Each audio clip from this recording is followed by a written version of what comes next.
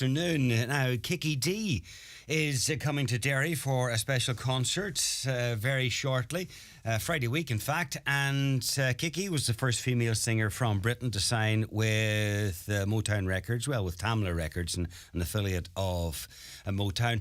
And well known for big hits like Amorous and I've Got the Music in Me, and of course her big duet with Elton John, Don't Go Breaking My Heart, and a song that many people have forgotten about, Star. It was the theme song for the talent show Opportunity Knocks back in the 80s. Started out as a session singer, did backing vocals for Dusty Springfield, among others, and then signed with Elton John's label, the Rocket Record Company, and sang a lot of backing vocals on various Elton John recordings, not just the big hit Don't Go Breaking My Heart. Anyhow, these days tours with a guitarist and producer and songwriter called Carmelo Lugeri, and is, as I say, coming to Derry. The location in Derry is St Augustine's Church, and it's on Friday the 1st of March. I'm delighted that Kiki joins us now for a short chat.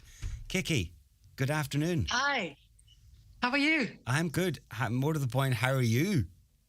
I'm very well, thanks. I'm very excited about coming over to Ireland again. It's been many, many years. And so it's a bit of an experiment for Carmelo and I, actually. We're going to come and do a couple of dates and see how it goes. Good. And you're playing in a lovely venue in Derry. And tell us what we can expect. Will we get the old hits as well as some of your newer material? Well, it's what we call a musical journey. We do 2 sets.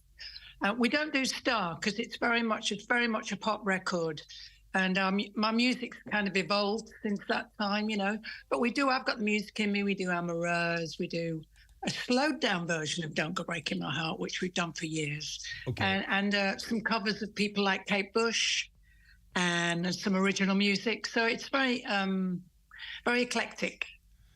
So I'll take Star out of my playlist now because I was going to play it. So bless you. I love the record, and in fact, the producer Pip Williams is a lifelong friend of mine.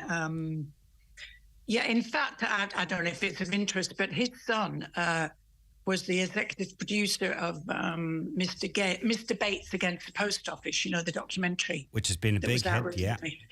And he's a wonderful man, and it's a good record. It's just it doesn't kind of fit with the music we do. Okay. You know. Okay. Yeah. You have obviously I checked you out on Wikipedia, and there's pages and pages and pages of your resume and your musical history, and I see in there as well musical theatre, because you were on stage in the West End many years ago playing the lead in Blood Brothers. And this begs the question, why not more musical theatre? Well, you know, I mean, I was 40 when I did Blood Brothers, and it's a fantastic show. I came to Belfast, actually. I remember coming over there. We're talking 87. And I, you know, I felt as though I had unfinished business with singing. And I wouldn't say I'm an actor. And so I kind of went back to my music, you know, which is, I decided that was the direction I wanted to go in, you know, because you have to put all your energy, I do anyway, have to put all my energy into what I'm doing. And so I decided to focus back on my singing and writing. Okay. Your first love. Yeah. And tell us about your association with Elton John, because obviously there was the big hit, but you also sang a lot of backing vocals on many of his earlier hits. Yeah, I used to tip up at the sessions. I was dating one of the band at the time, you know, how you do in the rock world. And, you know, and also he actually produced my first album on Rocket. In fact, I did 2 albums which Elton produced. And, of course, he produced Amoureuse as well. So we had, and he produced Loving and Free, my first ever composition. And so we have quite a musical history, actually. Indeed. You know, over and above Don't Go Breaking My Heart, or Don't Go, as I call it. Okay. Yeah, because most people would associate you and him with just that song, but it goes way beyond that. Yeah, you know, it's a funny thing. I once did an interview, which was a questionnaire, and it said, Don't Go Breaking My Heart, milestone or millstone? which I thought was quite clever. Yeah. And so I plumbed for Milestone because, it keeps my name going. It gives me an opportunity to be free musically. And at my age, I'm not chasing anything. I'm just trying to give pleasure and have fun, On that, just before we move on from Elton, on that mega hit, you actually replaced somebody else. There was somebody else lined up originally, wasn't there? Well, apparently, this is a story that goes round, and I think it's a bit of a Chinese whisper, in that it's said that Dusty was lined up to do something with Elton. And the thing is, it wasn't going to be a duet because Gus Dudgeon, Elton's producer at the time, came up with the idea last minute. I was just going to do a few oohs and ahs on it. Mm-hmm. And he said, why don't you give Kiki some lines to sing, And then Elton came up with a few, and then he said, well, give her a few more. So that story probably comes from Elton's admiration of Dusty as an artist. And, maybe at one point, I'm surmising now, maybe at one point, he said, I'd love to sing with you or do something with you, Yeah. But of course, I sang on some of Dusty's early hits, like Some of Your Loving, the wonderful Carole King song that she recorded. I love her vocal on that song. Yeah, brilliant vocalist, obviously. Yeah. You, what a lot of people might not realise as well, you actually performed at Live Aid. Yes, I got the call, and I was I wasn't in the charts in the 80s, so it was a funny period for me. Actually, it turned out to be great with the musicals and everything, but I was a bit sort of, what do I do next?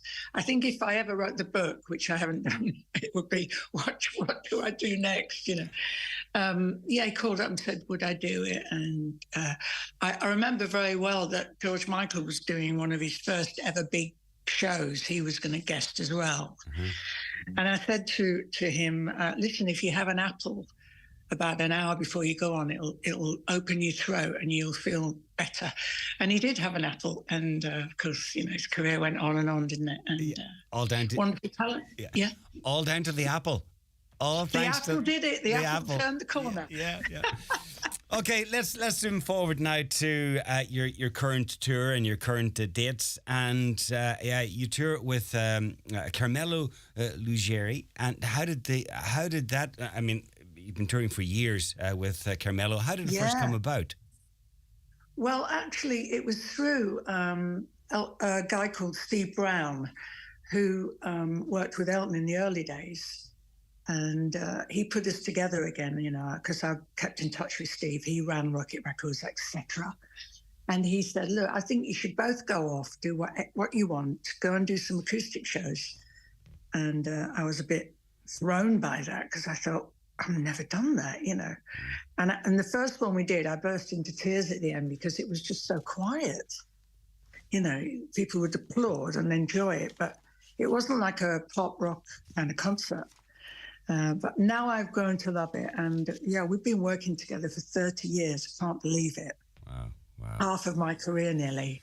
And you've played all sorts of venues, from really big festivals to small intimate venues. I'm thinking about like the Royal Albert Hall and the WOMAD festivals, and on TV.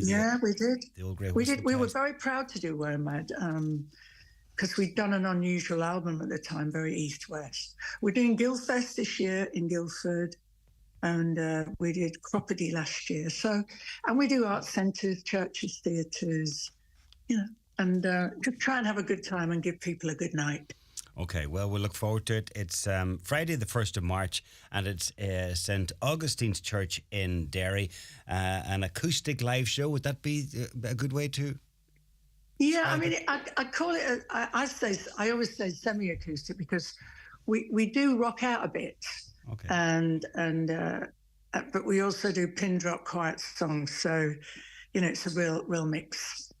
Brilliant. Okay, well, we look forward to it. Tickets are available now, and if anybody wants more information, they can go to your website. It's Kiki and Carmelo, actually. CARMELO.com. Yeah, it's actually having a bit of a nervous breakdown this morning on the Oh, website. So, oh, but it's always worth a try. But I've got to persevere. get that sorted out. All right. Yeah, it's doing something weird. But And yeah, can I get? listen, thanks for talking to me. I really appreciate it. 'Cause, It's been a it pleasure. means a lot. It's been a pleasure, Kiki. And can I give you some advice just ahead of the Yes. show? Eat an apple, okay? I like it. I'll try that. I'll try it. Try, give it a go. Thanks, Kiki. I will. Best luck. Bye bye. Thanks. Bye bye.